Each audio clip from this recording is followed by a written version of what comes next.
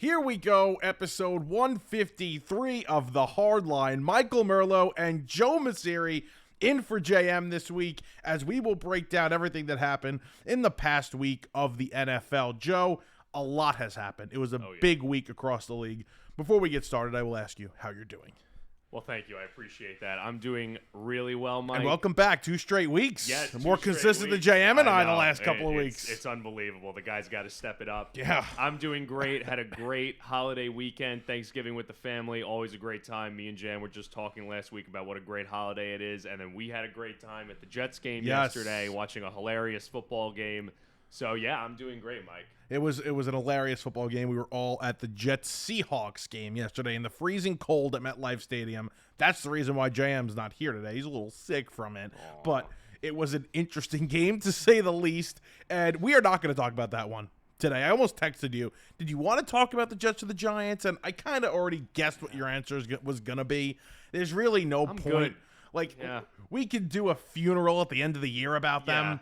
Exactly. But there's really no point in when you have all these great teams in the NFL. There's no reason. So a packed episode today. We're going to do a little QB ranking, which Joe texted in our fantasy football group chat. I didn't even answer the question, and I didn't look at Joe's answer if he even sent one. So we're going to go through all of that. We're going to talk about Joe Burrow and the Bengals, the NFC South, and a lot more. We are going to start with the AFC, and before we start with the AFC, I just want to make sure, if you haven't already, please like and subscribe on YouTube. Give us a nice rating on Apple Podcasts and Spotify. Tell us how we're doing. We love the support. We love the feedback, so thank you very much for that. All right, Joe. Sunday night, the best team in the AFC played at home in the snow. The snow games, unbelievable. These snow games. Beautiful. And that's real football right there. That is real football. And the San Francisco 49ers were not ready for that. The Bills just smacked them around in Buffalo.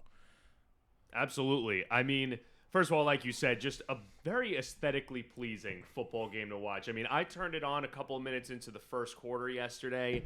And, I mean, I was just overwhelmed by the beauty that I was seeing because those 49ers jerseys are so beautiful. I mean, even the football they played wasn't very beautiful. And just seeing the snow come down, it was awesome. But you're right. I do think that the best team in the AFC played last night, the Buffalo Bills.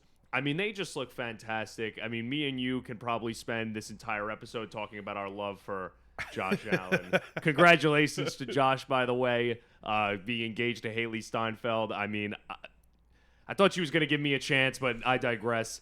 He was going to give me a chance. Right. I'll take either one of them, honestly. So I love Josh. Right. Love Josh. He played another great game last night. It's a very creative play calling we saw out of them last night. And, yeah, they looked great. I mean, they were the much more physical team, and that's what I love about the Bills. They're a team that they could beat you in a lot of different ways, and that's the makings of a great football team. They have an elite quarterback who could beat you himself with his passing, with his arm, and on the ground with his legs. And then you also have a great run game. James Cook is having a great year. You had Ray Davis have that big run to get into the end zone yesterday. They're a physical football team on both sides of the ball. Their defense looked really good yesterday. So I love the Buffalo Bills, and I think that they're the class of the AFC. Yeah, they have a couple of backs that they use, and they're both obviously Cook and then Davis. You mentioned Davis. He's good. James Cook is a very, very good player. And the one thing about this entire season, specifically with the running game, that's a word I really can't say specifically. I have such a tough time saying specifically. They have not relied on Josh Allen's legs as they have in past years, which is a good thing because when you get Josh Allen going in the run game, they're almost unstoppable, especially if they have a couple of backs that can do the same thing. So this is why this team is so dangerous. They haven't had to use Josh Allen as much as they have in the past, and now he's going to be fully loaded to go for the playoffs. I know he's got that hand thing. He banged it up yesterday on a run. But, Joe, this team defensively, they've played so well. The offensive line has been unbelievable. Oh, yeah. Not only in the pass game, but in the run game we saw. I mean, both teams yesterday, gaping holes. Yes. Gaping holes in that Sunday night game. Even the 49ers, that's the one issue the Bills have. They don't really stop the run. No. But does it matter when you're blowing teams out like that? It does not matter. Exactly. Well, that's the thing is that we've seen a lot of great teams in the past few years have a similar formula where if they're able to get out to leads, it doesn't matter if you're not great at stopping the run. If you're attacking teams early on, the opposing team can't really run the football. So they can't really expose your greatest weakness. So yes, the Bills' strength is in their pass defense, not their run defense. But if they get up early on teams, it's not going to really matter all that much. And plus, they'll at least be able, if they get into these close games, and we've seen it throughout the season, they'll be able to at least keep pace with the other team's running game because their running game is also so great. I feel like bad teams always have a good run defense. Like whenever we talk about the bad, like when the Jets and the Giants, not when, usually in the past when they've been bad, they've always had great run defenses, but nothing else to show for it. Like, Yeah. you know what? It's almost like, okay. That's your weakness. Yeah. You get in the pass defense. Can you stop their passing game? That's really what you care about. Yeah, this Bills team. McDermott still scares me. He hasn't done anything lately to scare me either, but he still scares me. When you compare him to the other coaches he's going to be going against, the top teams in the AFC, the Steelers, the Ravens, the Chiefs. I'll throw the Chargers into there. They easily have the worst coach out of the 5 teams. They have the 5th best coach out of those 5 teams. I don't necessarily disagree with that, and I do think that there is some blame that could be passed to Sean McDermott for their past playoff losses, and really, that's what I'm looking for this year. This is not the first time that we're at this point in the season and we're looking at the Bills as one of the favorites, if not the favorites, to come out of the AFC, but they really just have this knack for having not just playoff losses, but bad playoff losses, like memorable, like you come out of that game and you say, that was one of the best games I've ever seen, and the Bills lost, right? And that has happened especially against the Kansas City Chiefs, which I know we'll get to them in a second. Yeah. So I'm really just hoping that this season, I'd love to see Josh Allen and the Bills succeed. Let's try to avoid these amazing cinematic playoff losses. Let's hope that they can get it together and that they can be on the right end of history this time. The past few weeks watching this team play, the win against the Chiefs, obviously the snow game against the Niners. There's so many things that make it feel like, in my mind, and I feel like Chris Collinsworth said this on the broadcast or it was Tirico. One of them said it on the Sunday night game. They said, it kind of feels like it's lining up to be the Bills season. Like, this is going to be the year. They have that crazy, remarkable play that Chris Collinsworth immediately compared to a play that the Chiefs and Patrick Mahomes would have made when he has it shoveled to him by Amari Cooper after the pass and he scores a touchdown. But it does, in a way, feel like a different season for this Bills team because they don't have the same stars they usually have on the outside. It's not like there's no noise. It's not loud. They just feel dominant and they're doing the right things. There's no issues, and Allen might be playing his best football of his career right now.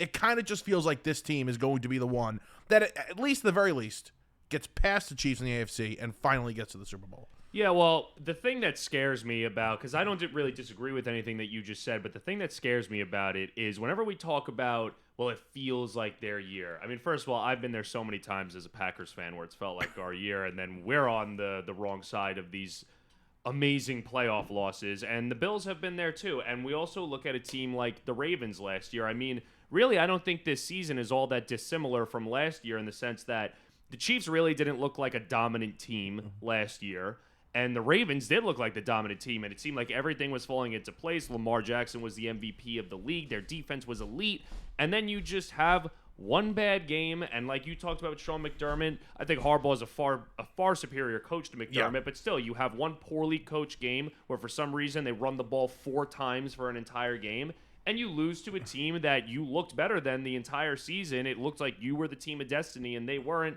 but you end up losing, and then obviously the Chiefs end up going to the Super Bowl. So we'll see if that'll be the case again this year. Even though Buffalo has looked like the superior team to Kansas City and they've beaten them this season, will they be able to exercise those demons come playoff time? And it only takes that one game, and Kansas City had a great game plan. They go to Baltimore last season and beat them. And now you watch Kansas City this year, and it's a lot of the same, right? It's this team that's not winning in a dominant fashion. It's this team that they're just great late in games. In the clutch moment, they know what to do late, and they win. And that's a great gene to have. Not many teams in history have had that gene where it kind of seems like it's breaking their way, but in reality, they're just good in these late game situations. And that's an important quality to have. They have it, and that's what's so tough about them. That's why it's almost impossible to, and I'm going to do it, but pick against them to win the AFC because you just trust in the big situation. Mahomes is going to make a play. Reed's going to have an answer. Spagnuolo's going to have an answer for what they have on the offensive side. It's a tough place to be picking against them, but they really don't look like that dominant team right now, and they haven't all season long. No, but there is definitely something to be said about. I was actually thinking about this during I don't want to talk about the Jets game, but I'll briefly mention it. Yesterday I think I said this to you on the way out, which was that the Seahawks were actively trying to lose that game yesterday, but the Jets just out-losered them, right? Because losers find a way to lose, and winners find a way to win.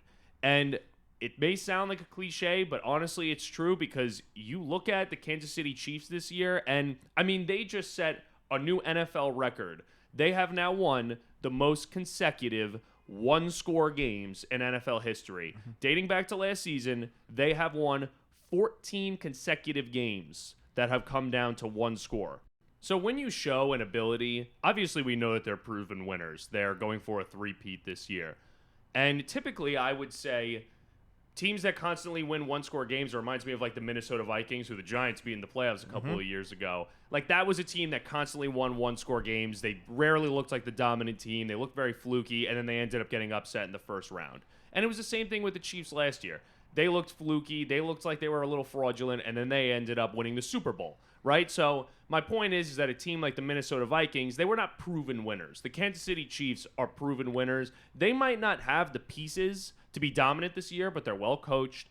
They have Patrick Mahomes at quarterback, and ultimately it's going to be hard to pick against them come January because typically you're not going to be blowing teams out in January anyways. You got to find a way to win those one-score games. So do I want this to happen? No. I would like to see the Buffalo Bills advance and for them to advance to the Super Bowl. And obviously there's other contenders in the AFC as well. I don't want to, leave any of them out.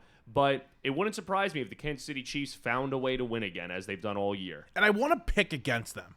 I don't want to say that. I do want to pick against them. But you also have this blind faith. Like, if we're looking at it objectively, you have this blind faith that they are going to... I mean this more offensively, right? Because we saw this last season as well.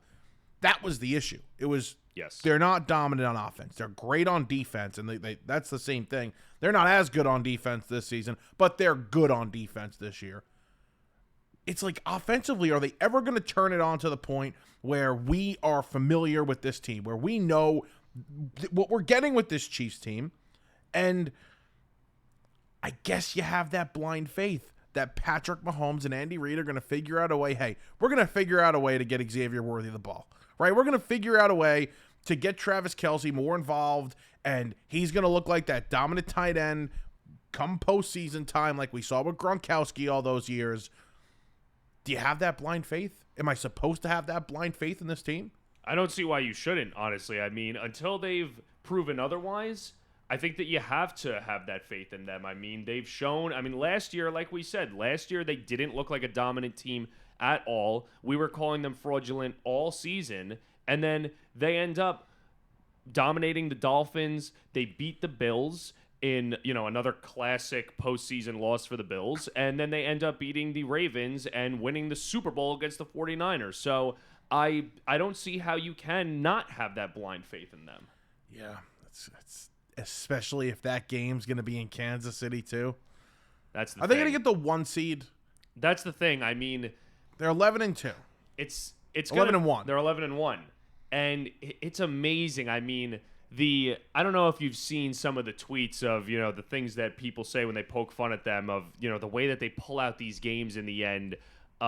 People will say they're doing like satanic rituals. It's like the voodoo magic at the end of the games. Exactly, and it really is unbelievable.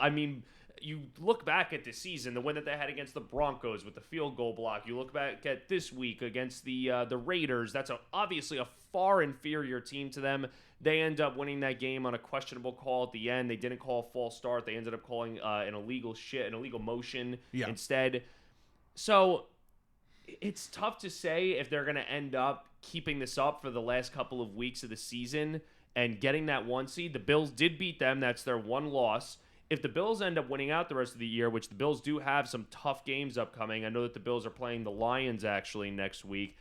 It's certainly possible that they could end up getting this 1 seed. I would actually say likely they get this 1 seed. If they get the 1 seed, that's obviously a huge advantage. You get a bye, and then you're going to end up having to lose at home if you're not going to make the Super Bowl. Oh, God. And I'm not a guy that hates on the dynasties, right? And the dominant teams. I'm really not. I usually root for the Chiefs, actually. But I'm pulling for these Bills. Yes. I'm pulling for these Bills. That's our boy. It's our guy. That's our boy. Did you have them in the Super Bowl before the year? The Bills? Yeah. I'm not sure What was if your my Super Bowl? official prediction. I'm not sure if I actually had an official prediction this year, but I might have picked. I them thought you were actually to come Bills out of the Packers. AFC. I never picked the Packers. So You didn't pick the Yeah, Packers? Why did I think you were Bills Packers? I mean, I'd love to see that. Don't get me wrong, but I never picked the Packers, so I don't think that was me. But I'll certainly sign up for that. If Joe JM had the Packers and the Chiefs. Yes. I had Bills Eagles, which looks great right now. That looks pretty good. That But- does look pretty good. It's not. It's going to be the Bills. This is the season. It's got to be. But you know who might have a say in this? Shockingly, Yep. the Steelers. I mean, Yeah. the Steelers might have a say.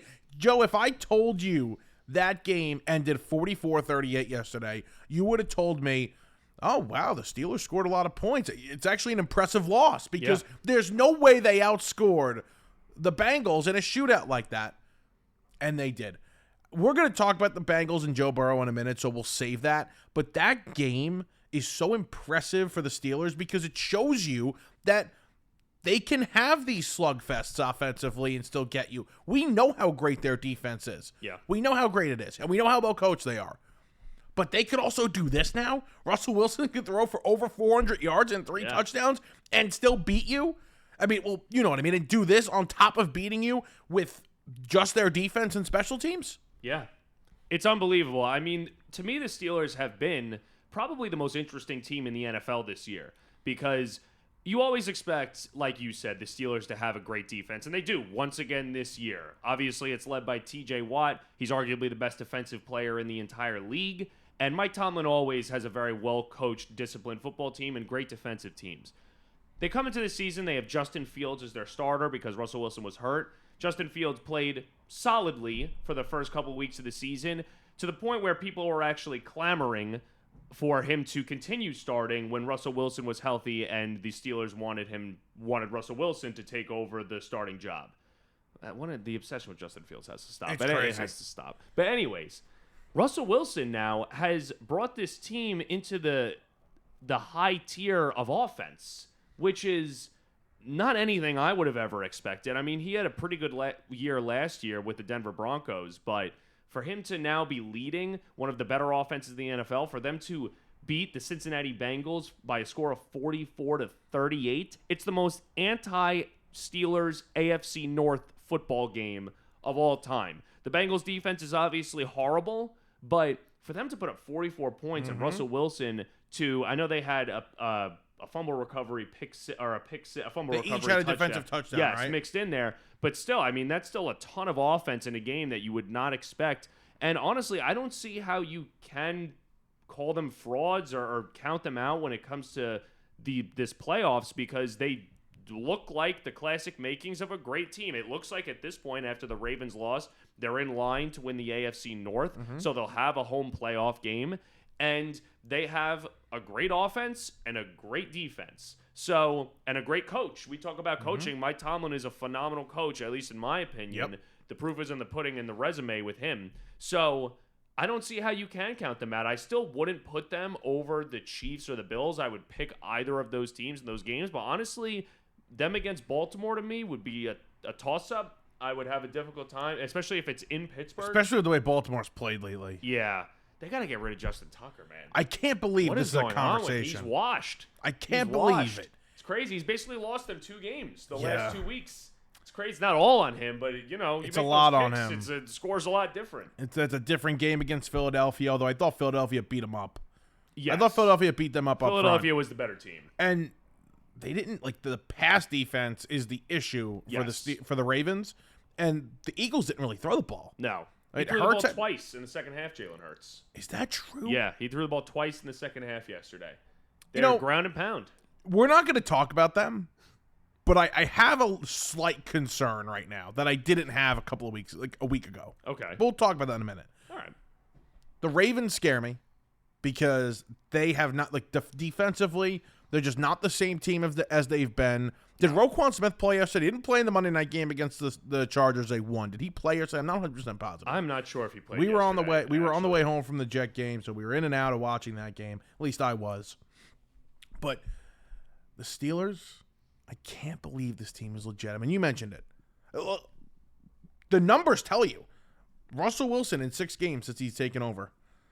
10 touchdowns, 3 picks, a 104.3 passer rating. That would be 5th in the league, by the way. Okay? Wow. He's completing over 65% of his passes. The guy is... Yeah, the guy's playing some of the best football of his career at the moment. Absolutely. He's playing great. You can't... That's what I'm saying. You can't count them out. I mean, if they basically got the Russell Wilson of old, which to me, I mean, I remember the discourse in the beginning of the year. I remember hearing that the Steelers were looking to potentially extend him after they just gave him a 1-year contract. And I remember telling, I think you and JM, how ridiculous I thought that was. And I mean, now it's looking like they should have done that, honestly, because the price tag's going up. Way up, because he looks great. And obviously he's got that name. He's Russell Wilson. And, you know, if he's found his old form, what's stopping you from extending a guy like that? And Fields coming in, listen, you can have creative packages for Justin Fields. I mean, it works. I mean, they iced the game using him yesterday on a read option, and he rolled out to the right, got the first down, and that was it. I mean, that works. Yeah. But when Russell Wilson throws a pick or 2 picks or has a bad game, like you mentioned it, enough with the Justin Fields. Nobody wants to hear, oh my God, Justin Fields. I mean, there's a reason why Mike Tomlin, one of the most respected coaches in the league, the second they were healthy, he was healthy, Wilson, when they were playing well with Fields, decently well, he's like, nope, this is my guy. This is my quarterback. And they were a different football team then. Like I said, I mean, they basically were typical Steelers with Justin Fields. Well, they were frauds then. They were frauds, exactly. They were taking care of the ball on offense. Justin Fields was managing the game. They were running the ball. They were a ground and pound team, and they were taking care of business on defense as always. But now they're like a high volume passing. I mean, they still run the ball effectively. I know Najee Harris had a big day yesterday, but they're like, they could beat you in a lot of ways on offense now. They're an elite offense ever since Russell Wilson took over, which is unbelievable. I can't believe those words are coming out of my mouth, honestly. I do want to shift gears here to the Ravens for a second because, we brought up, just not looking good against Philadelphia. They've really tailed off the last few weeks. The MVP odds are interesting because Allen right now is the favorite. Yes. Saquon, after what he did to the Ravens last week, is now second. Yep. And Lamar is third. And you can get good odds on Lamar right now. Plus 900, plus 950 on Lamar right now. Meanwhile, his numbers, just as a passer, are far and away better than most guys. Yes. 3,200 yards, 29 touchdowns, 3 interceptions, leads the league in passer rating, completing 67% of his passes. He has one of the highest single-season passer ratings of all time. What's the highest? The highest was Rodgers, I believe about 121 in his 2011 MVP season. The only guy close to him is Burrow. Yeah. 30 touchdowns, 5 picks, and his pass rating is 107. That's the only guy having a similarly great season right now. Yeah. It's funny that the NFL is the one sport where it doesn't just go to the guy with the best stats. It goes to a quarterback. Goes to a quarterback. Yeah. And Allen's the favorite, and he's minus money right now. Minus odds. 20 touchdowns. And this is not to take away from him. He was my pick to win it. I want him to win it. Yes. 20 touchdowns, 5 picks, passer rating 100.3. 64% completion percentage. He's lesser in every category. Yeah.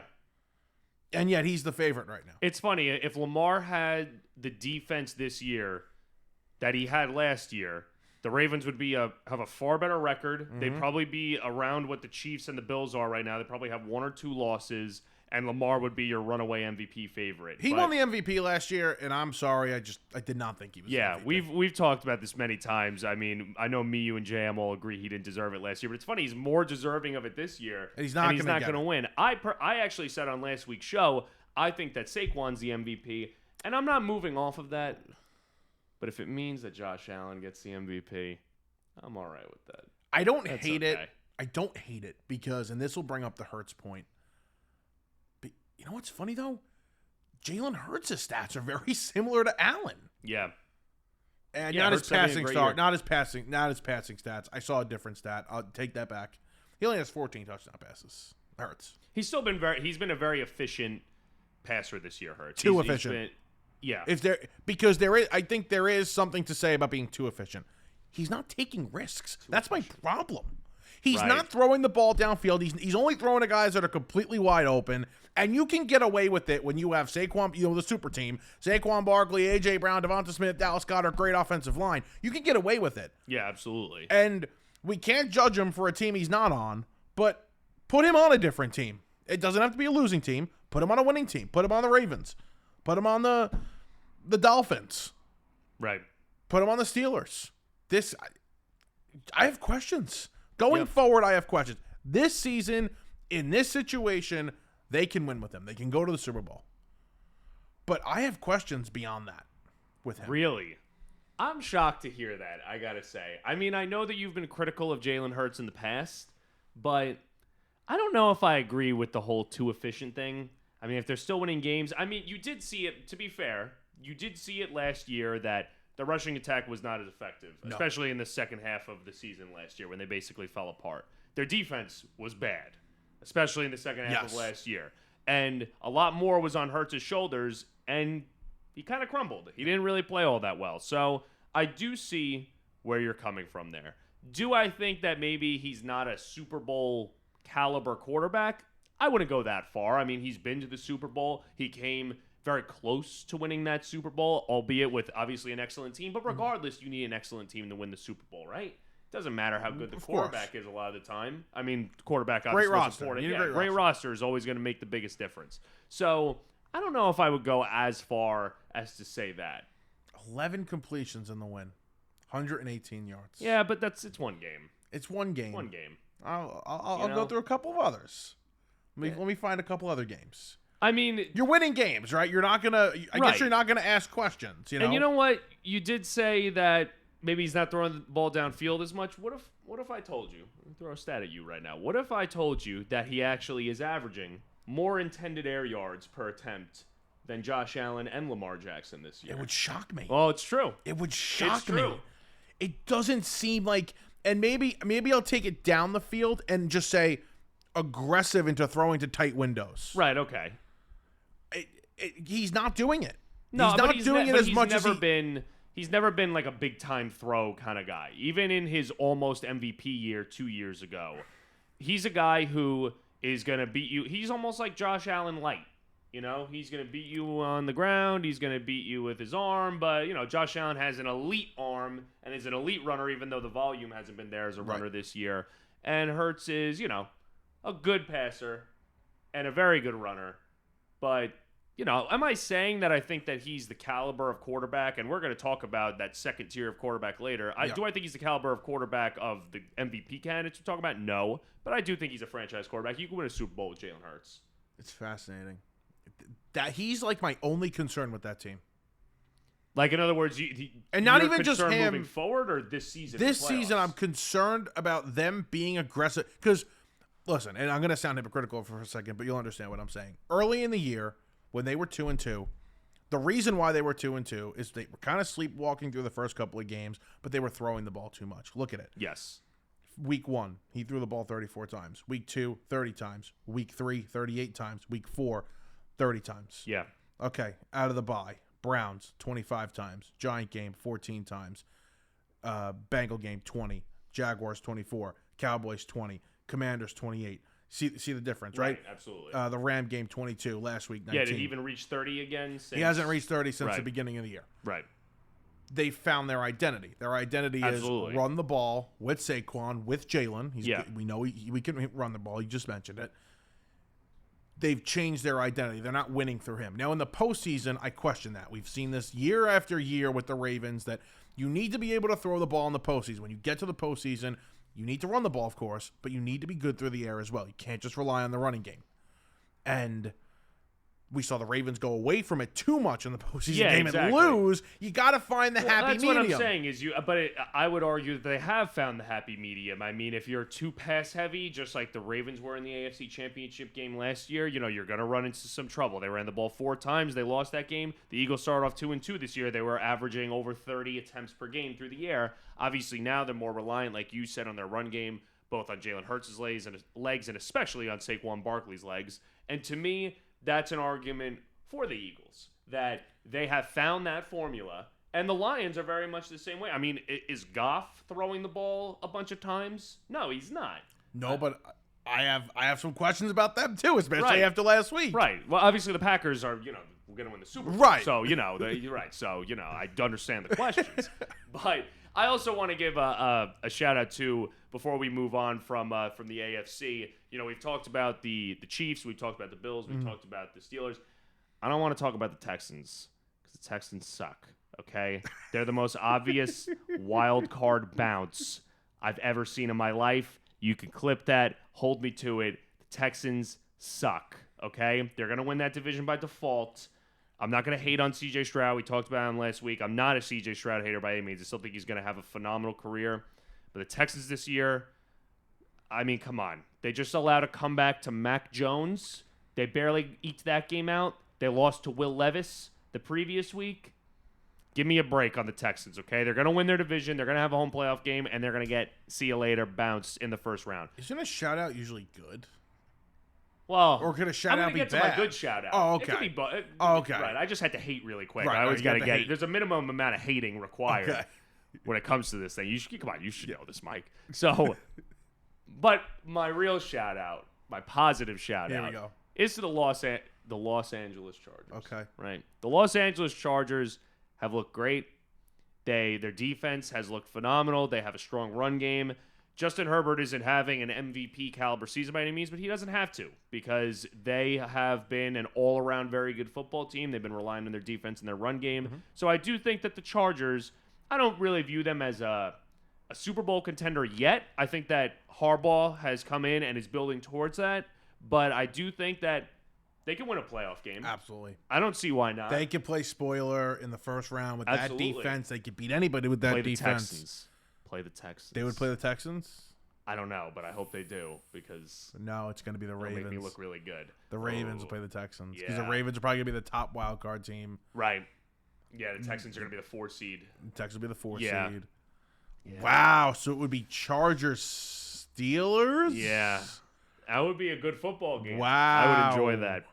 That's a good game. That's a good first round game. That's they what can play spoiler. Right, they can play spoiler, like you said. They can That's win a good game. team, the Chargers. I like I said, don't think that they're gonna be representing the AFC in the Super Bowl, but I could see them winning a playoff. Those are the two teams. You know how there's always like, oh, that's a team I don't want to play in the playoffs. Yes. Those are the two teams that I would say in the first round I wouldn't want to play them in the playoffs. Yeah, I want to play the Texans. I don't want to play the Chargers. I want to play the Texans. If I'm a team, I'm like, how do we play the Texans? Who would you rather play, the Ravens or the Steelers in the playoffs?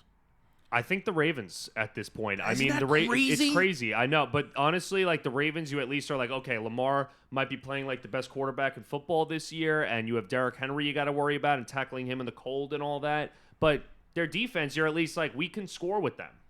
Especially if you're a good offensive team.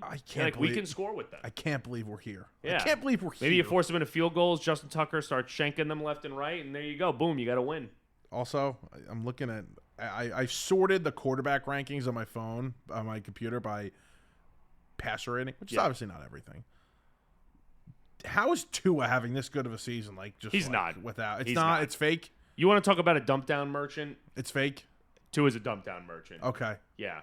And like a little bit, and I'm not a Tua. I know I'm going to sound like such a Tua hater. You sound like a Tua hater. But this year, he genuinely, I brought up intended air yards before. He is dead last in the NFL. He is 34th out of 34 qualified quarterbacks in intended air yards per play. Let's put this into perspective. He is averaging 5.8 intended air yards per attempt. Anthony Richardson is averaging 13 intended air yards per attempt. I mean, he's like 4 yards ahead of the guy in second, which is Lawrence and Love are tied for second. But it just goes to show. I mean, Tua. I mean, even I saw some people sticking up for Tua after the Thanksgiving game against the Packers. They're like, well, the Dolphins are soft and they can't play in the cold, but Tua stepped up. Okay, This guy was down by 19 points, and he's dinking and dunking, and like the Packers are giving it to him, right? To Jonnu Smith, by the way. Yes. Love Jonnu Smith. Love Jonnu Smith. Huge big fantasy league winner, Jonnu Smith. Love Jonnu He's this Smith. year's Trey McBride. Big fantasy league winner. But he's dinking and dunking his way down the field. Again, that's why passer rating is not everything, because they miss his context. Right. It is a great stat. It's better than some other stats people use to evaluate quarterbacks, but it's not everything. Because you looked at that and you're like, he's having this good of a season? Yeah. Well, he's not. He's not. I'll tell you one thing right now. We're really going over the time here. That's okay. They're enjoying. You think the Dolphins are what? They are... They're 5-7, 5-7. Yeah, 5-7. God forbid they had any sort of backup quarterback. I know Thompson got hurt, but Thompson was going to stink too. Skylar Thompson got hurt. That's who we're talking about right now? Right. If they had any other backup quarterback he would to have saved Tua, their season.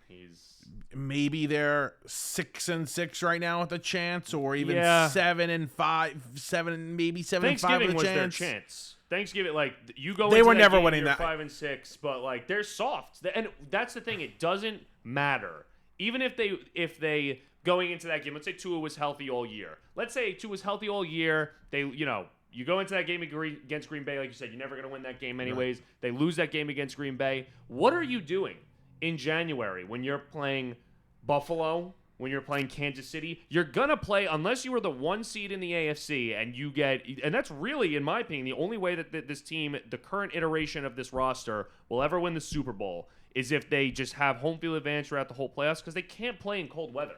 If you have to go to Buffalo, if you have to go to Kansas City, if you have to go to Cincinnati, if you have to go to Baltimore, you're going to lose because they can't play in the cold. They're 0-8 now in below freezing temperatures with Tua as their starter. So it's 1 seed or bust for the Dolphins moving that's forward. It. So who cares? Honestly, whatever. We've seen it in the past. They fizzle out. And I like Mike McDaniel, but I'm sorry. If you can't equip your team to be a little less soft and to play in the cold, you're going to lose. You're going to lose those games. I saw this fake rumor about how he's losing the locker room because he was too cold on the sideline in Green Bay and literally shivering. Oh, God. And it's like, this is what happens when you don't hire a man's man as a coach. They all played like shit anyways. Excuse my French, but they're like, I can't believe Mike McDaniel's freezing on the sideline. Okay, you're out there running around, keeping yourself warm, breaking a sweat, and you still suck in the cold. So you're pointing at your coach? I know that it's a coach's job, like I just said, to prepare your players and to, you shape the mentality of that organization, of that roster. But what are you looking at Mike McDaniel for? You're out there and they missed a ridiculous amount of tackles. I know the Packers thing is that they have guys that force missed tackles and everything, like Jacobs and Reed and all these guys, but you're going out there and you are missing all these tackles and you're looking like an idiot on defense, and then you're going to the sideline, you're saying, why is Mike McDaniel shivering? What's going on here? Why don't you make a tackle? Why don't you play well? It's fascinating. It's fascinating what could possibly break up a locker room if it's even true. It's probably not even true. Yeah. It's ridiculous, the narratives that are thrown around. 1 seed or bust. That's it. Yep. And they will not be that. They will not be that. They will not. Joe, the NFC North, it's a crazy loaded division because, I thought the Bears were going to be in this thing. Obviously, they're not. They fire Eberflus. But you have the Lions. We know about the Lions. And then you have the Vikings, who are 10-2 and everybody forgets about. And then the Packers right behind them. Yeah. It's like, when we talk about the NFC, are we forgetting about the Vikings and the Packers? We talk about the teams that can win the NFC. Do you think people are forgetting about them? Well, I don't know if people, it does seem like people are, even me and Jam talked about this last week, that people are definitely tiering the NFC, with the top tier being the Lions, sometimes on their own, and then sometimes throw the Eagles in there. And then after that, it seems most people agree that the third and fourth best teams in the NFC at this point are also from the NFC North, being the Packers and the Vikings. Now, do I think that the Packers and the Vikings should be as favored or looked at the same way that the Lions and the Eagles are to win the NFC in to go to the Super Bowl? No, I don't. I don't think that they have shown that they're as dominant. I mean, the Lions are just an unbelievably dominant football team. Mm-hmm. The Packers are playing them this coming Thursday. I would love nothing more than for the Packers to get the win there, and all of a sudden the path potentially opens if the Packers are to win that game for them to actually win the division, because then you're just a game behind, and the Lions do have a tough schedule. They play the Bills right after that. So the door then does creak open for the Lions to potentially not only be knocked off of the 1 seed, but to actually lose the NFC North. I said this to my brother Thanksgiving after the Packers trounced the Dolphins. If you would have told me before the season that come Thanksgiving, the Packers would be 9-3, I would have been like, yeah, sign me up for that. I mean, I expected the Packers to be good this year, right. But like 9-3 is great, right? Like you're like, yeah, it's a really good football team. But then you said you're gonna be in third place. I'm like, what? Third place at 9-3. I mean, it's one of the best divisions ever. And honestly, the Bears are better than a 4-8 team. I mean, they've lost. We talked about, losers finding a way to lose and the one-score games before, and we talked about the Chiefs. They found ways to lose games they should have won. They really could be on like a 4-game win streak right now. Other than the NFC West, they're going to have the best last place. They're the best last place. Oh, team. yeah. Easily. Honestly, even, the NFC West, I mean, I guess the 49ers are better than them, but the 49ers are a joke at this point. And me and Jam went into great detail about the 49ers last week. They'll be back, but just not their this year. year. It's not their year. So I do think that the Packers and the Vikings, in my opinion, Packers are a better team than the Vikings. I know I'm a little biased, but the Packers should be. I would agree with that. Yes. Because I don't trust Minnesota. No. They've also been, and I even said this last week, and then it's amazing that it basically happening in this week. They've been like actively trying to lose games for the last couple of weeks, and they just don't lose them. Like they're finding a way to win, right? Which there's something to be said about that. But the Packers, to me, look like the better team, and they're the sexier team than Minnesota, right? I mean, Sam Darnold's play has taken a step back over the second half of the season, which, I mean, people did kind of see coming. He's not playing poorly necessarily. But the last 3 games he has, because it looked like that was the case. Yeah. They lost to the Lions. He played well in that game though, but he threw a bad interception. Then he plays against the Rams. They lose that game. He didn't play that great. Then the Colts game, threw 2 interceptions. Yeah. Then you had the Jaguar game where he threw 3 picks in the red zone, and you're like, oh, here's Sam Darnold. Yeah. And now the last 3 games, he's been very good. He has been a lot better the last 3 games. That is very true.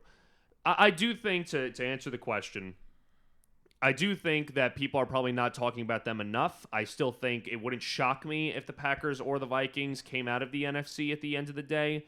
But I still do think they're not necessarily in that same tier as, especially the Lions. I think they're probably right there with the Eagles, but they're not there with the Lions as we speak right now. Yeah, and I would tier it similarly. I would tier it as you have the Lions and you have the Eagles, and then I think you have the Packers, and then another and this might not sound fair, but then I would have the Vikings. I think the Packers are better than the Vikings. I don't know if and they could completely prove me wrong against the Lions on Thursday. I don't know if they can beat the Lions and be better than the Lions per se. I shouldn't say beat. They could beat the Lions. I don't know if I'll get to a point where I'll say the Packers are better than the Lions. I don't see that being the case. No, I mean, but I also can't. I will never say that about the Vikings ever, because the Vikings are not going to be that team. They're not capable of taking them out. The Packers are. Right, and I mean the Lions are just so. People like to talk about, well, oh my God, well they blew out the Jaguars, they blew out the Colts, like they blow out these bad teams, but like still, like that's what you're supposed to do against those teams. When you're a fantastic football team, you're supposed to be blowing out these teams. I mean, they have a plus 180 point differential through 12 games. I mean, that's phenomenal. I mean, I saw a statistic today that the NFC North as a division has the highest point differential since 1970. I mean, this is a fantastic division. It pisses me off so much that when I look at like the NFC South and the Falcons and the Buccaneers are a team with a negative point differential, and they're tied for first place right now. Yeah. And then you also look at the NFC West, and Seattle is 7-5, and they're in first place. I mean, it's like we talked about before with the Texans. They're going to win that division by default. Do I think that they're going to be a contender? No. And it's the same case with any of the NFC West teams and any of the NFC South teams. Is it possible one of those teams could win a playoff game, pull off an upset? Sure. It's football. You got to play the game on the field. That happens all the time. But if you ask me, the top 4, and I know you agree, the top 4 teams in the NFC, 3 of them are from the NFC North, and then you have the Philadelphia Eagles. Right. And that's it. It's going to be remarkable how this finishes because you bring up a great point. The Eagles are in a situation where you know for a fact they're playing a home playoff game. Yes. They're going to win their division, and they're most likely going to be the 2 seed. And that's basically the farthest they can drop is the 2 seed. Right. The Lions are either playing every game at home or going on the road. Yeah. There's no in between for them. There's no, they could drop off to the 2. If they drop off, they're not winning their division with how good these teams are playing. Yeah. Or I shouldn't even say how good. With the way these teams are winning games. Yes. That's a tough spot. That's why it's so important. And does home field matter for anybody more than the Lions? Home field matters the most for the Detroit Lions, other than, obviously, the team we just talked about, the Dolphins. But in terms of the teams playing still, it means a lot for that Lions team. The Lions need to get home field, and they're just going to have to continue winning because Philly's going to continue to win. Yeah. And we haven't even mentioned the Commanders, actually, but we've talked about the Commanders on the show before. I know I've talked about it with you guys. Yeah, I mean, listen, they are what they are. Like, they're a team with a young quarterback, a great rookie quarterback, and they have not been playing as well in the second half of the year. They took advantage of a weak schedule in the first half of the year. They're still most likely going to make the postseason. I'm actually looking right now. It's an easy schedule to finish. Yeah, it's an easy schedule to finish. And the rest of the NFC outside of the other 2 wildcard teams, current wildcard teams in the Packers and the Vikings, there really isn't anybody else that you think is going to make a serious run at it. It's going to be, there aren't going to be any other teams from the NFC South or the NFC West. The winner of those divisions will take it. There probably won't be any wildcard teams in that division. Right now, the Athletic playoff projection model actually has them at a 79% chance the Commanders making the playoffs. I think it's probably even higher than that in reality because their schedule is weak for the rest of the season, and I don't really see a team like the Cardinals getting a spot over them now at 6-6. So they're just one of those teams I don't view as a true contender. If you told me if we fast forwarded to the Super Bowl in February and you showed me that a team that wasn't the Packers, Lions, or Eagles was in the Super Bowl, I would be shocked. I'd be a little less shocked at the Vikings, but I would be shocked if it was any other team, especially besides those 3. Yeah, 100%. 100%. And again, the Commanders, you feel good about where you are, but that's a fraud team. Yes. Joe, do you want to talk about Eberflus? You want to take a victory? Let's. I really actually would love to talk about it. We've talked about it much. I would love to talk about Eberflus, actually, because I'm going to start off with a little bit of a hot take, okay? First of all, I will acknowledge he should have been fired before the year. The fact that they even came into the season without honestly, as a Packers fan, when I saw that they weren't getting rid of him and finding a new head coach when they're bringing in a rookie quarterback, I was like, all right, classic Bears. Like, this is obviously the wrong choice, but, whatever. I'm not going to complain. I'm a Packers fan. I hate the Bears. And I don't disagree with that he was fired now. He should have been fired a long time ago, like I said. But I'm going to stick up for him a little bit, okay? I think he's getting too much blame for some of the late-game gaffes that the Bears have had, specifically the one on Thanksgiving. I understand that Caleb Williams is a rookie quarterback, but he's not a child, okay? He's played football his whole life, all right? First of all, the Bears have 1 timeout left in that situation. You need that timeout to kick the field goal, right? Unless you get a play out of bounds, which obviously the Lions are going to be looking to guard the boundaries and keep you from getting out of bounds. You're going to need that timeout to stop the clock and get your field goal unit on the field to kick the potential game-winning field goal, right? Right. So, how many times have we seen this before? I mean, again, Caleb Williams, sure, you're a rookie, but, you've never played quarterback before? You've never watched an NFL game before?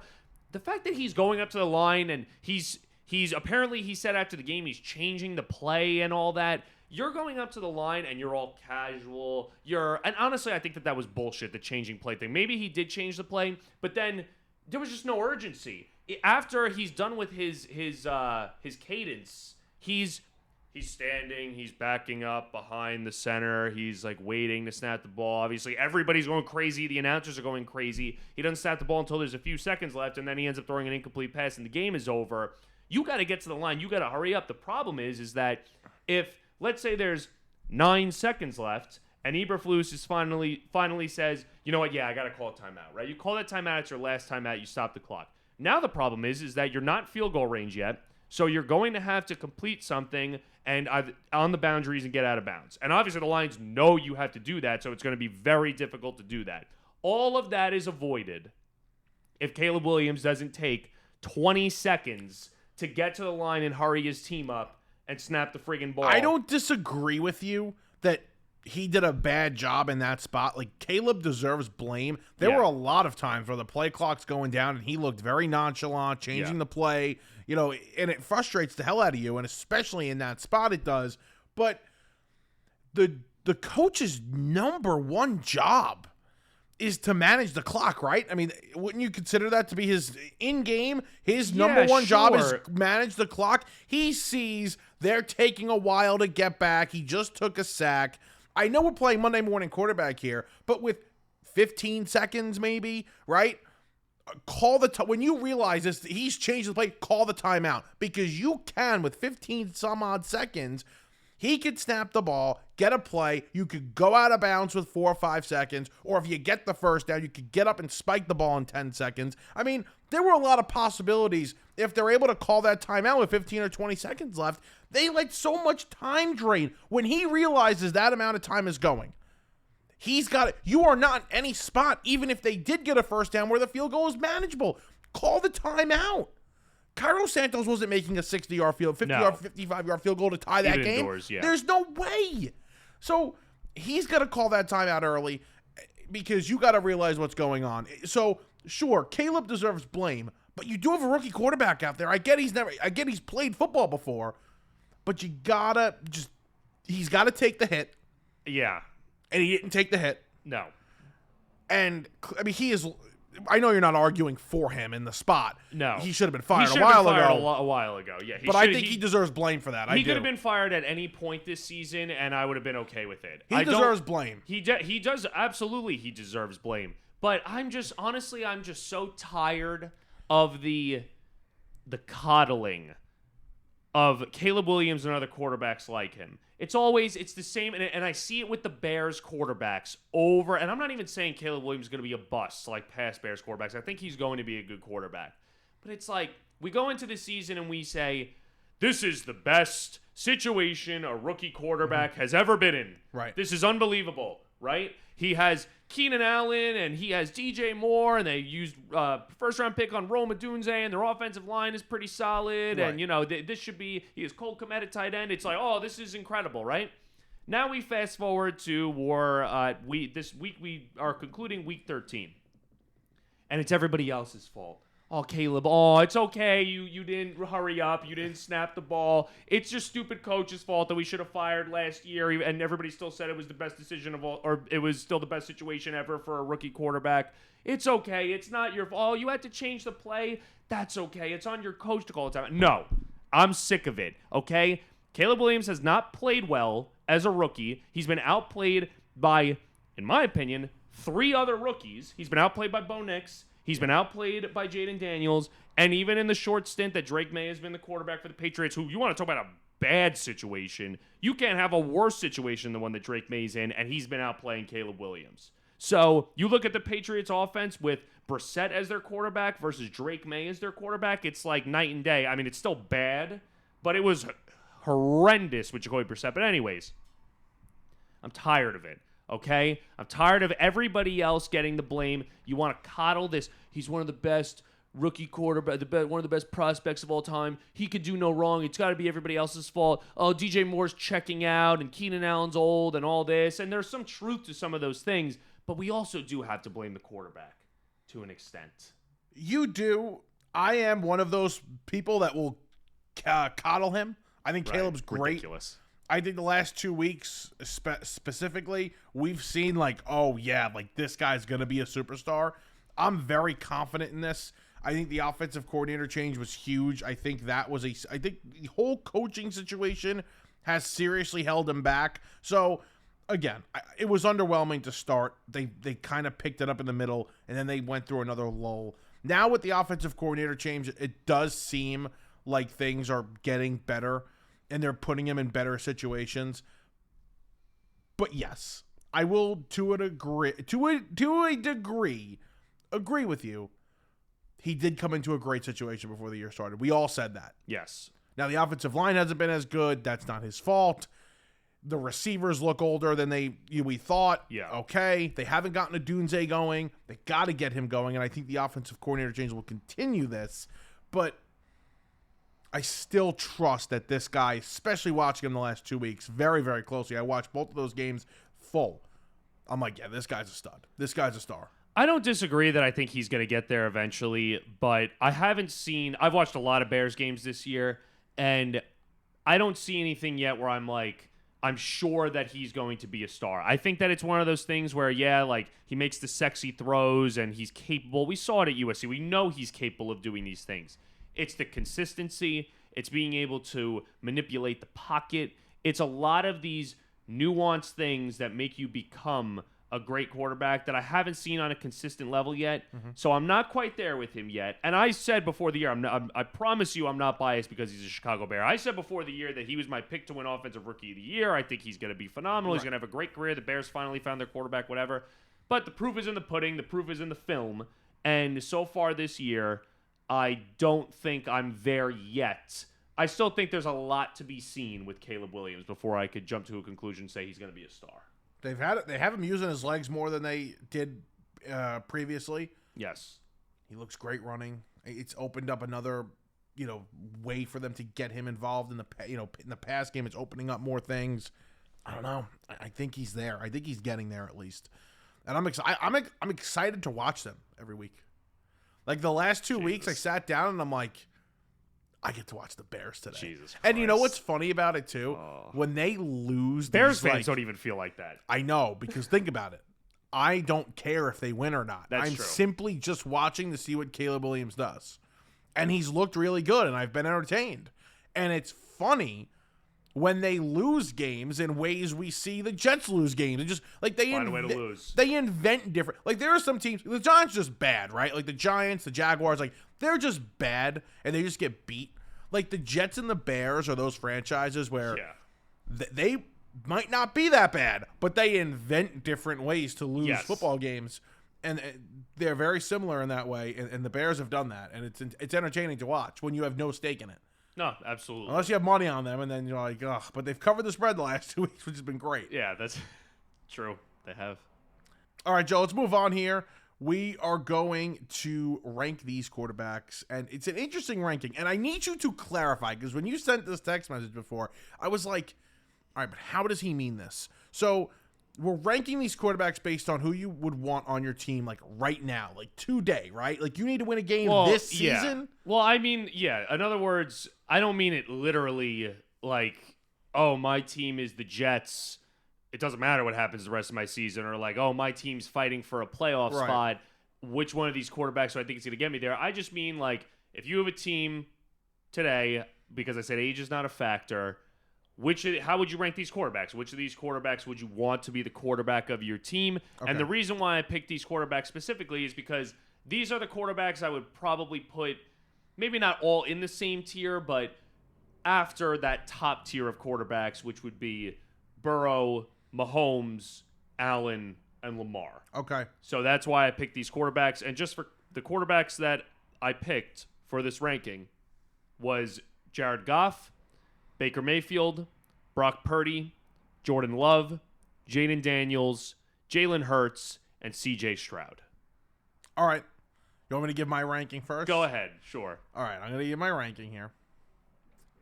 And it's... I don't think you're going to love it. I feel like I'm not going to like this. It's out of the box. Yet. Yeah, you haven't seen it. I haven't seen this yet. All right, I'll let you explain, though. Okay. I'll start from low. I'll start from 1. I'll go from 1 to 7. First would be Stroud. 2 would be Jordan Love. Okay. 3 would be Baker Mayfield. 4 would be Brock Purdy. 5 is Goff. 6 is Hurts, and 7 is Daniels. Wow. Okay, I will say immediately my list is very different than yours. Okay. I'm going to give you my list, Okay. and then I want to hear. Yeah. I have questions. Okay. On your list, okay? So I will say some of these quarterbacks, it's like splitting hairs, Yeah. and like I can't even back up some of this with numbers, especially towards the bottom of the list. Like a lot of it, I think, is based off like ability and things like that. Like, so, anyways, let me just read my list. I went Jordan Love, Jaden Daniels. Jalen Hurts, Brock Purdy, C.J. Stroud, Baker Mayfield, Jared Goff.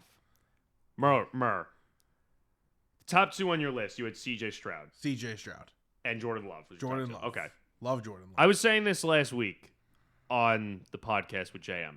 I spent basically all the entire offseason arguing Jordan Love versus C.J. Stroud. Yes. And now I'm not using this season to say, like, well, look at Stroud. Like, he's struggling. He's not playing all that well. Clearly, Love is better. I still think they're very close in terms of ability, right? Yeah, I agree. What exactly made you put Stroud over Love? It's simple. When I watch, and Stroud is not having that kind of, he's having a down year, right? And it's sophomore slump. And you mentioned it when you took a little crap on the Texans there. Nobody's concerned about C.J. Stroud moving forward. They've had a lot of injuries, especially to that offensive line. Like, nobody is going to be shocked next season when C.J. Stroud is great again, right? But Stroud, when I watch Stroud, he's always making the right decisions. And, I mean, he's aggressive with the football, but he always makes the right decisions. He's thrown more picks this year than he did in his rookie year. He has 9. But I think when you look at the situation that he's in right now with a bad, banged-up offensive line, he had no receivers at one point. Like, I think when this guy has his guys going, I trust C.J. Stroud more than everybody else. And I love Jordan Love. I was on the bandwagon with you last year. I'm like, wow. After the terrible start. Yeah. And he started playing well. We're like, holy crap. But he turns the ball over too much for me. He's way too, like, I'm okay with interceptions. And then there's Jordan Love reckless games where he has a 4 interception game. Well, first of all, he hasn't had a 4 interception game. 3 interception game. That's right. He did have his 3 interception game against the Vikings. Yeah. Okay. And so first what I want to say is, because you know I always come equipped with my numbers. Yeah. Okay. Turnover-worthy plays this season. C.J. Stroud is tied for 6th in the NFL with 14 turnover-worthy plays. Okay. Jordan Love is tied for 9th with 13 turnover-worthy plays. So very, very similar. Now, what? And also, to be fair, Love also did miss 2 games. Define turnover-worthy play. Like, interception that's dropped that's not counted as interception. And, exactly. And okay. Whereas, and this is why I love turnover. Wow, Kirk Cousins is at 21. He's like by far the most in the league. But anyways, this is the first time I'm seeing that stat for Kirk Cousins. The important thing, I think that the stat is an important stat because how many times you have an argument with somebody and they say, well, you know, that interception, you know, he 3 of his interceptions were drops by his receivers, right? And Love does have a few of those this year where it was, you know, the ball's tipped in the air because Dontavian Wicks has stones for hands and, you know, things like that. And it counts as interception. It counts as a negative stat against quarterback, even though he could have dropped a dime. Right. And it's, you know, it's not his fault and it's intercepted. That's why I like turnover-worthy plays because it takes all that into account. Mm-hmm. If a quarterback throws the ball into the receiver's hands and the receiver drops it and it's tipped up in the air and it's picked, it's not a turnover-worthy play. Right. But if he throws a bad pass and the DB drops it and it's clearly a bad pass, then that's a turnover-worthy play. It might not show up as in the traditional stat sheet, but it is a turnover-worthy play. So I don't want to harp too much on the Stroud versus Love thing because I know you do really like Jordan Love. I know you're not using this. I'm not a hater. It's hard for me. The reason, like, I had C.J. Stroud further down my list, and I talked about C.J. Stroud last week. It is hard for me to ignore just how he really has not been good this year. Like, it's not even like, he's been okay. No, he really hasn't been good this year, especially lately. He's been You don't bad. think he's been a top 12? No. Let me look. No. He hasn't been a top 12 quarterback in football this year. I don't think he's been a top half of the league quarterback in football this year. Really? Yes. I don't think he's been. I mean, there are plenty of quarterbacks that are having. I mean, a lot of these guys on this list that I named are having better. I mean, Goff is having like an objectively better season than Goff him. is having a better year. Mayfield's having a better year than him. Purdy's having a better year than him. Love is having a better year than him. All these guys basically are having a better year than him. I mean, you look at. Yeah, they are. Yeah, I mean, you look at traditional stats. I'm an analytics guy. You look at analytics, like. It's really not close, honestly. Like, if I was just ranking it based off of this year, he's last. I would have CJ Stroud last easily. Granted, that's not what my criteria is. I'm not just saying rank these guys' stats for this year. I'm saying who would I actually want on my team, right? Like, the Texans have a bad offensive line. Like, we're taking those things out. But I still do. I only have him ahead of two guys. I have him ahead of Mayfield and Goff. And it's just because there's a lot of questions that I have with him now from this year. I'm still going to put some of the blame on him. I talked about it last year. And it's funny. I have Goff last. Goff is having the best statistical season out of all the guys that are on this list. It's funny how we have that flipped. Well, where did you have Goff? I'm saying I have the guy that's having the worst year this season first, and you have the guy having the best season statistically last. Yeah, I'm fascinated as to why you have Baker so low. It's not Baker. Honestly, when it came to, I mean, a lot of this list I honestly thought was splitting hairs. Especially, honestly, that middle I have to say. Love and Daniels for me was like I immediately had them 1 and 2. That's why I wanted to ask you about Daniels, which we'll get to in a second. But Mayfield, honestly, again, it's just one of those things like, you know, I'm not ragging on Baker Mayfield by any means. I mean, we've brought up intended air yards a lot in this show. He's very low on that list. He's just above Tua. Not exactly throwing the ball downfield a lot. I don't know. I wouldn't necessarily. I think Stroud, for instance, is still a better quarterback than Baker Mayfield is, even if Mayfield is having a better statistical season than him. I think Mayfield is probably has more ability as a passer than Goff does, which is why I do have him slightly above Goff. I think that he has more of an ability to throw into tight windows, and he's not necessarily a guy that's just going to conform to the scheme and the situation that he's in, which Goff has like the best offensive coordinator of all time right now, and an amazing situation, and 2 great running backs, and Amon-Ra St. Brown, and all these guys, and the best offensive line in the league.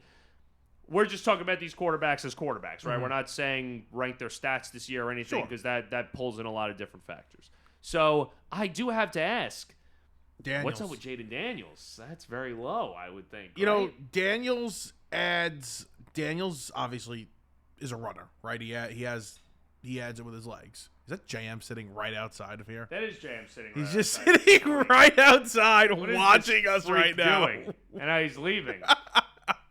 We're being stalked. We were literally just being stalked. We're being stalked by JM. And now he's turning around on a busy road making a U-turn. Either way. Get out of here, weirdo. Jaden Daniels, and there was like this point, like we were all enamored by him, right? Especially after that Bengals game. He was unbelievable on primetime in that Bengals game, right? And then they crushed the Cardinals, which I thought was their most impressive win because I thought the Cardinals were better than them at that time early in the year, and he played well, and I just thought that was they killed the Cardinals that day in Arizona. Yes. And then they played the Browns, and they beat the Browns handily, but he wasn't really a factor. Like he just didn't jump off the page. The numbers didn't jump off the page. He didn't do much in the game. They lose to the Ravens, and I'm going game by game here. But my point is, like, there have been some games where they've even won them, and it's like, he didn't really. His stats were like, And he's had a couple of games here, especially in those losses, where he was just kind of, He wasn't totally impressive.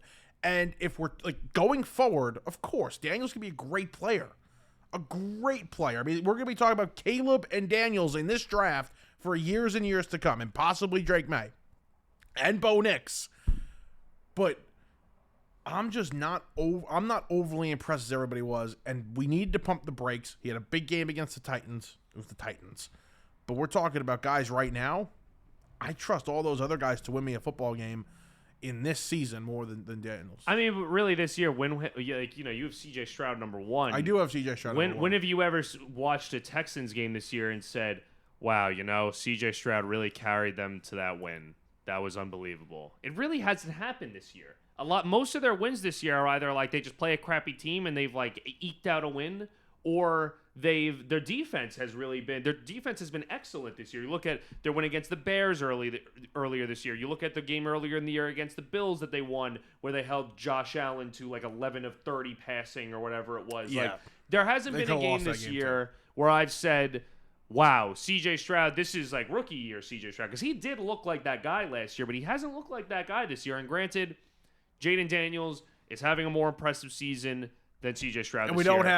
don't have like the last season exactly to compare. Because for all we know, Daniels could have a sophomore slump next year, Right. just like Stroud is this year. And even so, I wouldn't even say that Daniels' rookie year has been as good as Stroud's was. I think it's pretty close. Yeah, I do think it's pretty close. I do think he's having a little, like, people are starting to underrate the rookie season that he's having now because of the Commanders' struggles. And I don't even really think a lot of it is his struggles. I think the Commanders' defense just sucks. And they also need more weapons. Oh yeah, 100%. Yeah, we said coming into this year they have Terry McLaurin and then a bunch of DoorDash drivers in their receiving core, and that's basically what it's been. I mean, they have nothing else. And where did you have Purdy? Well, actually, no Zach Ertz, disrespect. I had Brock Purdy, I believe, right smack in the middle of the pack. Yes, I had him fourth, and I had him fourth too. Yeah, there you go. I think Purdy's getting a lot of disrespect. He is. Meanwhile, it was a loud offseason, and they've had a lot of injuries and guys aging. Yep.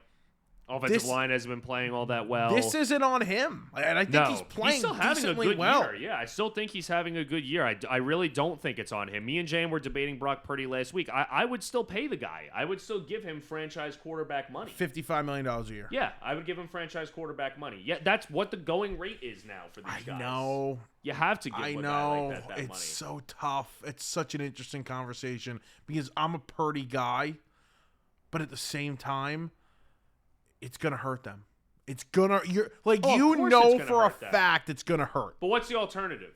This is what I said last week. Like me and Jane were debating their window closing. You want to know how you close your window? By not having a quarterback. If you don't have a franchise quarterback, you're not gonna win anything. Yeah. So it's easier said than done to say, well, we could just find another quarterback. Kyle Shanahan could develop. And I'm about to contradict myself because I like Purdy and I agree. I think he deserves. Does he deserve to be paid after a year and a half? I don't know, but does he not deserve what? I mean, Trevor Lawrence got that money. He got $55 million. It's too much. It's too much money. But that's what the going rate is now. That's what the market says. Like if it was somebody else will just pay him that. Like if it was $40 million a year, of course, sign me up. If it was If it was $40 million a year, sign me up. And you get it after 2 years. You get it after 2 years. No, I would sign up for that 110%. Right. But at $55 million a year, we're paying these and this is a conversation we've had. You're paying these mid-level quarterbacks who you need to build the rest of the team around franchise quarterback money, or like top of the league quarterback money when in reality they don't deserve it.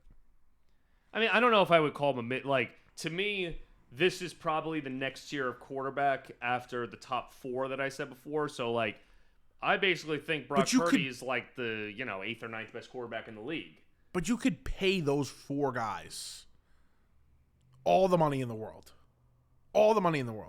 and you could still build a roster and win with that roster. Well, but look at the Bengals this year. Their defense sucks. Well, they're a different story because they're a terrible franchise. Yeah, that's very true. They're a cheap franchise. My point is that everybody looks for the Krabby Patty secret formula to building a football team, right? They say, well, you got to build the team within the quarterback's rookie contract because that's how you win, right? But that's not really always true. I mean, sure, it's a night, but look at the Rams just won a couple years ago. Patrick Mahomes was not on his rookie deal the last 2 years when they won, right? So there's never going to be that secret formula to building a team. To me, you're the 49ers, you're left with no choice.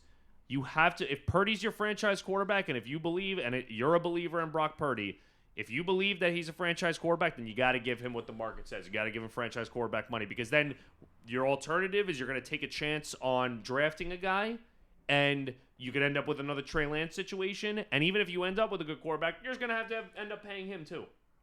I think Shanahan, rightfully so, has a big head now. He's a great coach. I think he's got a big head. Yes. And I'm going to tell you something right now, Joe. I don't think he's going to be able to stomach it. No. I don't think he's going to be able to stomach giving Purdy $55 million a year because he is going to say... He's going to have to do it, though. He's going to walk into John Lynch's office, and he's going to say, I could find the next Purdy. Right. And then if I were John Lynch, I'd say, hang on a sec. Let me pull up something on my projector right here. Give me one second. I'm sharing my screen. Okay. Worst trades in NFL history. Oh, look at that.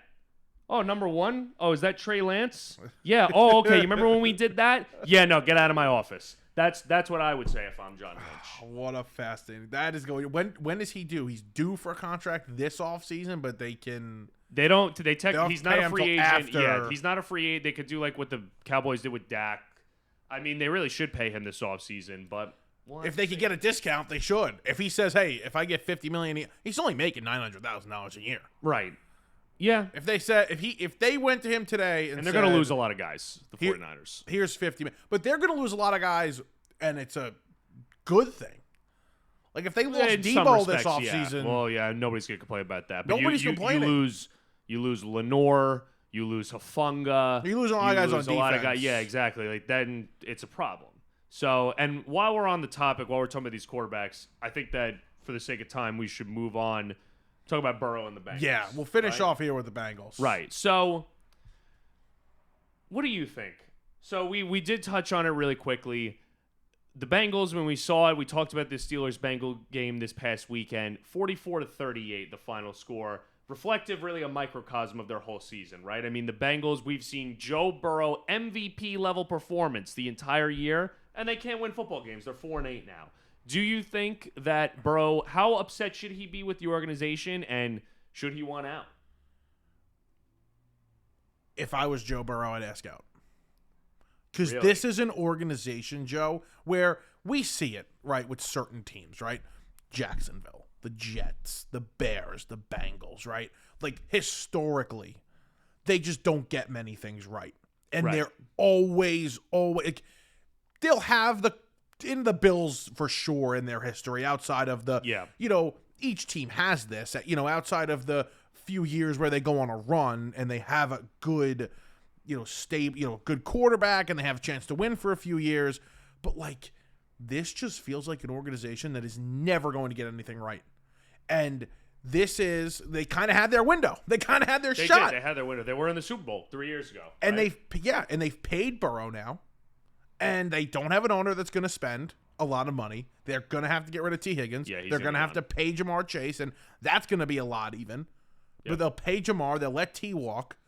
They have no defense. I doubt they'll try and spend it. Like, this is just an organization that gets things wrong all the time, and I don't think they'll ever win with Burrow. I really don't, because this is an organization that just F's up.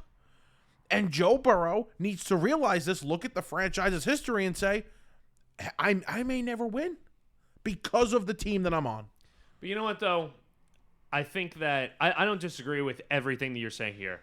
The one exaggeration I do think is I don't think that the Bengals are quite on that same tier as like the Jets or the Browns or any of these other teams that we're talking about in terms of being historically bad organizations. But I also think the context or the reality needs to be brought to the forefront here because – sure, if you could sit here and say, well, Joe Burrow should ask out, right? He should want to go to a winning team with a good coach and a good owner and a good general manager and all this stuff, right? Okay. Then that also begs the question, okay, but who is that, right? And then the reality is that if that trade were to ever happen, that team is probably going to end up really giving up a ton of assets to get Joe Burrow. Right. Assets that they could use to build around a franchise quarterback. So to me, it's a little too soon to be saying that. If I were Joe Burrow, I would want to see how things played out. Could it end up being like a Lions Matt Stafford situation? We could be looking back on this and saying, wow. Should have added the Lions then or there. My apologies to the teams that I disrespected before. Right. The Lions are historically an awful organization. Bad. Very true. I'm glad that you said that because people obviously they have their comeuppance now, but they're historically awful. So we'll put the Giants in there instead now. So see, I wanted to say the Giants, but like I can't. I mean, they have too many. They've had too much success. I'm talking about like 50, 60 years of like the total existence of the franchise. Of teams. Yeah, but now I mean last decade. Oh, you Giants, yeah, of Giants course, of course. But Right. I'm talking about That's like right. We don't need to. I know you're hurting. We don't stay on the Giants. It's bad. It's really bad. So, anyways, But Joe, like, look at this. They've had MVP like quarterbacks before. Boomer Esiason won an MVP, went to a Super Bowl, lost. He went to the playoffs twice with the Bengals. Twice. He won an MVP. yeah. I mean, come on. No, they're not a great organization. Palmer. They're not a great organization. I totally agree with you. But you know what? But you also, I'm not going to sit here and just say, oh, poor Joe Burrow. I mean, they have put good teams around him in the past. He honestly has had shaky runs in the playoffs where he has not played all that well, and his defense has bailed him out. They had that win against Baltimore a couple years ago in the wild card round where they were playing Tyler Huntley. Yeah, and, they should have lost that game. And their defense won them that game, basically, right? So I'm not going to sit here and just say, oh, Bengals suck, Burrow good, because they're also the organization that drafted Jamar Chase and drafted T. Higgins and got him these weapons. And you have even Chase Brown this year has been phenomenal. That's another guy that they got in the draft. So, and that, they've done a better job in recent years putting a better offensive line around him. Now the problem is just the defense sucks, right? Who knows if Zach Taylor's job will be safe this That's coming another offseason? thing. I mean, do you fire him? I don't know. I feel like you probably. I mean, he is an offensive guy, and their offense is really good. Right. So probably not. But do you trust that Zach Taylor as a Super Bowl winning coach? Well, I mean, they have been there before. That's the next best thing. Most coaches in the league right now haven't even done that. Never mind win the Super Bowl. So if I'm me, I mean, it wouldn't completely shock me if they fired Zach Taylor. We've been talking about that since week 1. I remember me and you talking about that on this show. But would I do it? Probably not. I think that it's a scapegoat for a guy that, again, he's an offensive guy. He comes from a great coaching tree, and he's proven that he's a great offensive coach. But the defense sucks. And that's why they can't win games this year. Their defense is awful. We also know they're extremely loyal. That is also true. We saw Marvin Lewis. For how many years? Yeah, which was like the most obvious, like, what are we doing here of all time? So I'm keeping him if I'm the Bengals. If I'm Joe Burrow, I'd want to stay. I'd want to see what we could build there. I mean, it's also hard to leave Jamar Chase. If they pay Jamar Chase, I mean, this guy, Chase, in my opinion, is the best receiver in the league right now. Besides Jefferson, maybe. I'll throw They're the Jefferson. two best. They're the two best receivers in the league. Tyreek Hill sucks. Anyways, wow. He doesn't suck, but he looks a little washed this year. A little washed this year. So anyways, I'm not leaving if I'm Joe Burrow. I'm keeping Zach Taylor from the Bengals. I'm doing everything you could let T. Higgins walk. It hurts, it stings, but it's fine. It's the way the NFL goes in a salary cap league. Right. You need to use your resources to obviously pay Burrow, to pay Jamar Chase, give him his new contract, and now to build this defense. Draft well, they could get back there to where they were a few years ago. That window can reopen. Like I said with the 49ers, whenever you have a franchise quarterback, and here it's even more extreme because Burrow is a better quarterback than Purdy. He's a true elite franchise quarterback. Top 5 guy in the league. Whenever you have an elite quarterback, your window's always going to be open. We'll see. We'll see what happens with the Cincinnati Bengals team. It's interesting. I like the comparison of Stafford. I do like. I didn't think about that, and it obviously happened a lot later in Stafford's career, later than it should have. Yeah. I hope it doesn't get to that point for Burrow. I hope not. I really don't. He's unbelievable season. All right, Joe. 153 in the books here. We had a couple more things, but we ran along with everything, so we'll talk about that all next week. But Joe, I got to give Joe, before we end, I got to give Joe credit and myself credit. The last time Joe and I recorded a podcast, it was after week 1, okay? And I had a crazy overreaction that I don't even think I believed at the time that the Bengals would miss the playoffs. That came true. And something we didn't get to today was Joe said you said Penix is going to start games this season. Penix is going to start games this season for the Falcons. I think that's going to be true. I think that might be true. With how bad Cousins has been. Man, he sucks. And Cousins not going to be there next year. For him. No, I don't think so. I think Penix will be the start. I mean, I don't know how they're getting out of that contract. I think they have an out. Well, they really don't. They're going to have to pay him a ton of money. Oh, they have an out after year 2. They have an out after year 2, but I mean, the way it's looking, and he's only getting older. He came off of that Achilles tear, and he's clearly losing zip on his ball. And I think Penix, I think we'll see him this year. He's going to be your typical bridge quarterback next season. He's going to get that 1-year contract somewhere. Daniel Jones-esque bridge, Yeah. multi-year, highly paid extension as a bridge quarterback. Nice bridge there. All right, with that, Joe. Expensive bridge. Joe, thank you for filling in for your brother. Absolutely. Who was stalking us before. Yeah. We'll talk to you guys next week on next week's episode, and enjoy all the football this week.